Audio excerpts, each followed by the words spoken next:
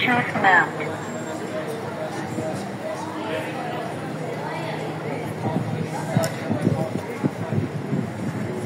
Bom dia com Jesus. Vou ler uma escritura aqui em João.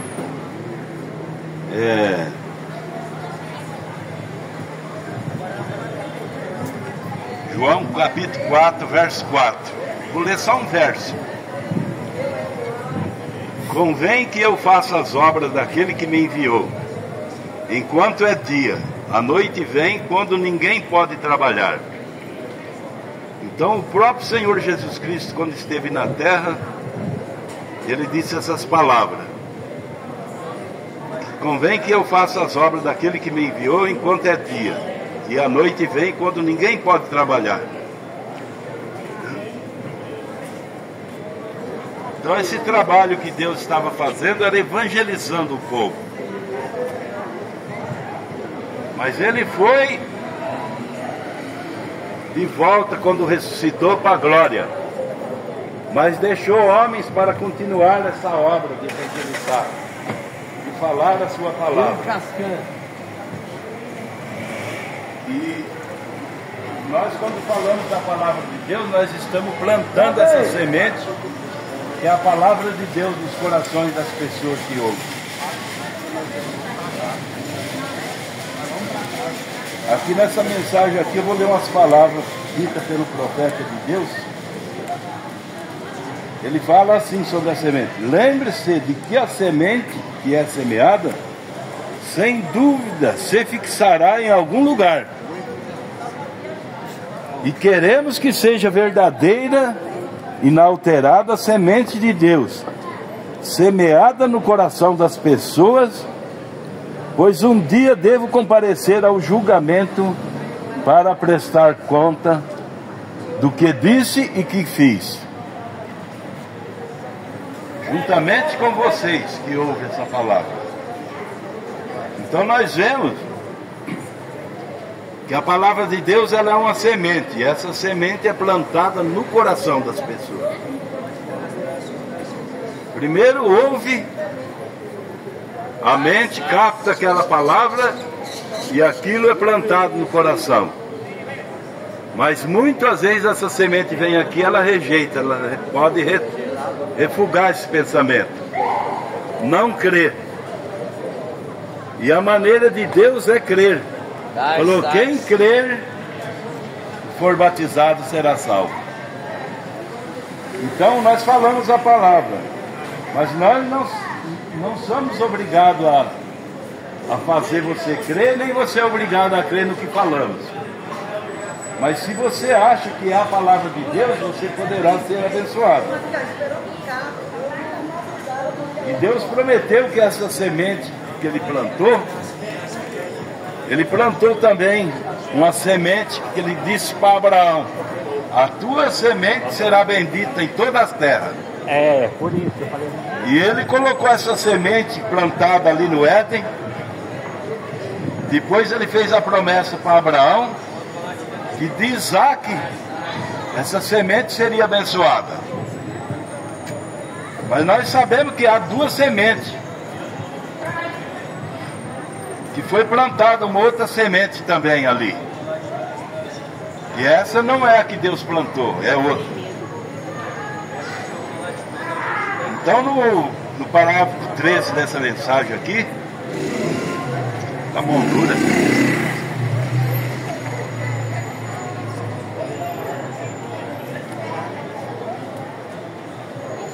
Tudo bem, percebemos então, levando a igreja de volta apenas para uma pequena prévia, descobrimos que Deus prometeu a Abraão que ele o salvaria e daria a ele uma promessa incondicional.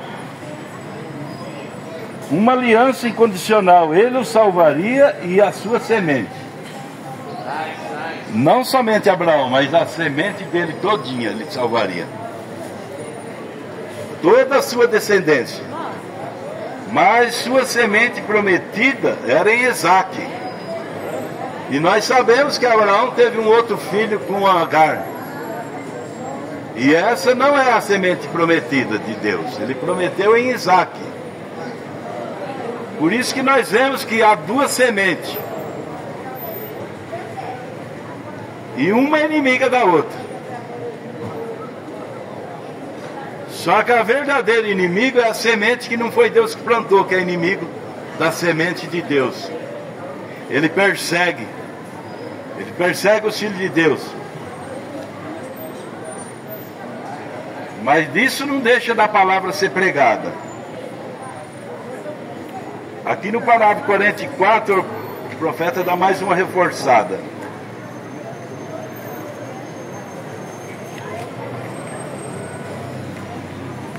Deus deu a Abraão a promessa e ele creu na promessa. Isso lhe foi imputado como justiça. Mas ele lhe deu um sinal de circuncisão com um selo da promessa. Você crê em Deus pela fé e você é salvo e o aceita. E sempre que você faz isso, Deus lhe dá o Espírito Santo, que é o selo dessa promessa que ele prometeu. O Espírito Santo é um dom de Deus, isso mesmo, que circuncida o seu coração, faz de você uma nova criatura em Jesus Cristo. Então nós vemos aqui que essa promessa que Deus fez para Abraão, ele fez a promessa de abençoar aquele povo, mas não somente na carne, mas no Espírito também, dando o selo da promessa, que é o Espírito Santo. E depois, quando ele morreu e ressuscitou, ele cumpriu essa promessa na igreja em Pentecostes. Ele mandou eles ficar em Jerusalém, que ele ia ser revestido desse poder. E lá em Pentecostes ele derramou esse batismo do Espírito Santo nos seus discípulos. E naquele dia Deus converteu mais de 2.000 almas. Então nós vemos que o cumprimento das Escrituras, ela vai de etapa em etapa. Mas Deus não esquece aquela semente que Ele disse que abençoaria. E hoje quem é a semente de Deus? Aquele povo se foi. Mas hoje tem outro povo que é a semente de Deus que está na terra. E Deus não esquece da sua semente. É como o agricultor que planta a semente na terra. Ele não abandona ela lá na lavoura. Ele cuida dela, tira as ervas daninhas, aduba ela, para chegar o tempo da colheita e colher aquela lavoura. Assim é Deus, Ele tem essa lavoura na terra, que é a sua semente. E agora nós estamos no tempo da colheita dessa semente, que é a vinda dele para buscar essa igreja. E qual igreja que ele vai vir buscar? Essa semente predestinada, que está em sua palavra. Por isso ele disse: aquele que crê em mim tem vida eterna. A vida eterna é Deus em nós.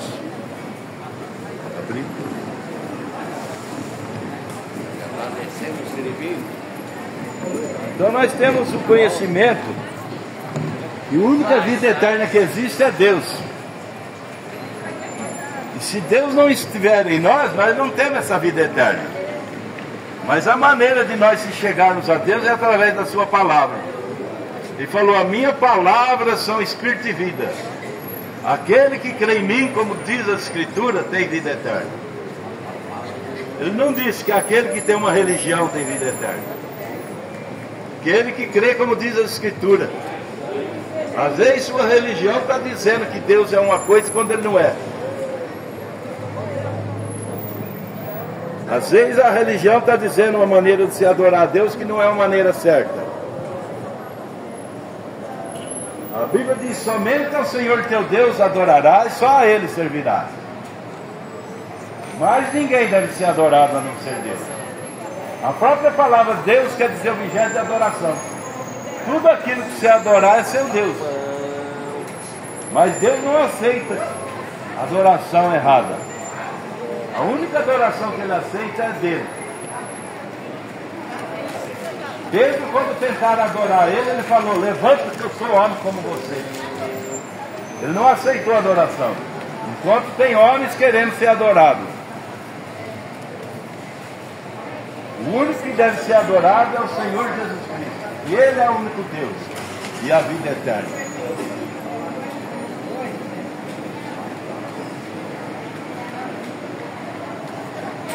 A palavra de Deus diz que nós temos que ser um prisioneiro de Jesus Cristo, não do sistema religioso.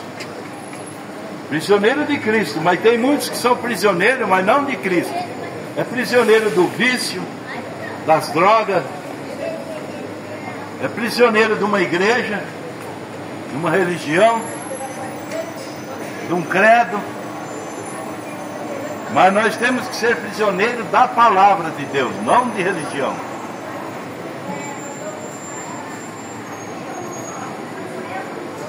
Todas as vezes que Deus envia uma palavra na era que vai se vindo, conforme vai vindo as eras, Deus vai enviando a sua palavra para que se cumprir naquela era.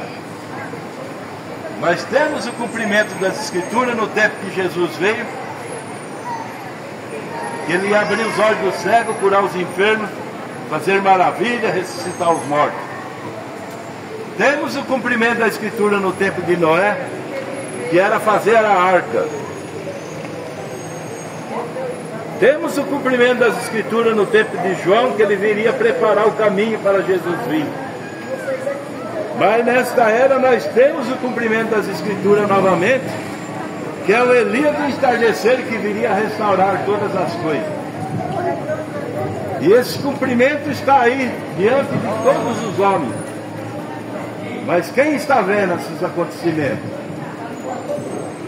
O homem só reconhece a coisa que aconteceu, que foi vindicada, depois que aquilo passa. O povo de Noé só reconheceu que era verdade fazer uma arca quando o dilúvio veio.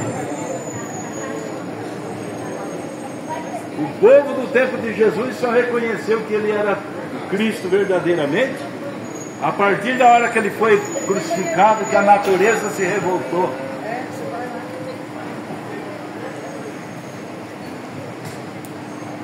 O povo também nesta era só vai reconhecer depois que a noiva for raptada. Aí que eles vão ver verdadeiramente aqueles homens que falaram que Jesus estava voltando, estava falando a verdade. Mas na hora, no momento que aquilo está acontecendo, o povo não vê aquilo. São muitos poucos que vê. No tempo de Jesus, ele sendo o próprio Deus na terra, ele só conseguiu 12. E entre os 12 ainda um era o Judas. Teve uma época que ele estava com bastante gente. Quando ele estava fazendo milagre, multiplicando o pão, 3 peixinhos, 5 pães, fazendo maravilha, encheu. Mas quando ele disse, aquele que não comer da minha carne e não beber do meu sangue, não tem parte comigo, aquilo evaporou.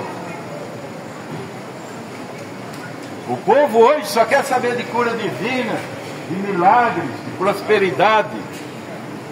Quando fala que Deus exige uma vida santa, todo mundo corre.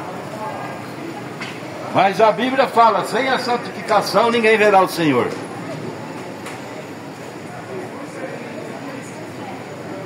Aí você diz, mas quem é santo? O Espírito Santo é santo. Se você der lugar para esse Espírito Santo vir morar na sua vida, você se tornará um santo. Você que é um viciado, larga os vícios. Você que é um bêbado, deixa de beber. Você que é adulto, deixa de adulterar. Você que é um religioso, que tem um espírito religioso, que nega a palavra por causa desse espírito religioso, para de ser extremista e deixa a palavra entrar em seu coração. O pior espírito que existe nessa era é o espírito religioso. Porque quando você acha que tem uma religião e alguém vem mostrar algo que a sua religião não ensina, você acha que aquilo não é verdade, porque a sua igreja não ensina aquilo. É ali onde você rejeita Deus. Aquele sacerdote que rejeitou Jesus naquela era, por que eles rejeitaram Jesus? Porque eles achavam que ele tinha que vir dali da igreja deles. E Jesus veio da onde? Lá da manjedoura. não tinha onde reclinar sua cabeça. O transporte dele era um jumento emprestado. Nem o jumentinho para montar ele tinha sido emprestado. E hoje o povo tão rico, abastado, né? E não vê essas coisas que aconteceu lá atrás. Só que nessa confusão toda, Deus prometeu enviar um profeta nessa era, que restauraria todas as coisas. E ele fez isso daí, restaurou tudo. Restaurou o batismo, que o povo está enganado pelo sistema religioso. O batismo que entrou lá atrás, errado, veio até hoje. Mas agora, para que aconteça o rapto dessa noiva, tem que corrigir esses erros que foi injetado no sistema religioso. Por isso que Deus tinha esse mensageiro para vir com uma mensagem corretiva, para posicionar a nossa fé, a fé apostólica novamente. Não abrir mais uma igreja, mas acertar aquilo que está errado com aquilo que os apóstolos ensinaram. Começando pelo batismo em nome de Jesus Cristo, que as igrejas hoje batizam nos títulos de Pai, Filho e Espírito Santo. Foi errado, desde 325 para cá que vem errado esse batismo. A maneira de crer em Deus também foi pervertida ali no Concílio de Nicéia. De um Deus para três. Deus Pai, Deus Filho e Deus Espírito Santo. A Bíblia não fala essas coisas. A Bíblia fala o único Deus e Senhor nosso, Jesus Cristo. Eu sou o Alfa e o Ômega, o princípio e o fim, o primeiro e o derradeiro. Ele não diz que ele é o segundo, que ele é o terceiro. Por isso ele disse lá para os discípulos: eu vou e volto e estarei em vós. Não falou eu vou e volto e mandarei o terceiro. Ele mesmo voltaria. Então nós vemos aí que essas escrituras, elas é bíblica.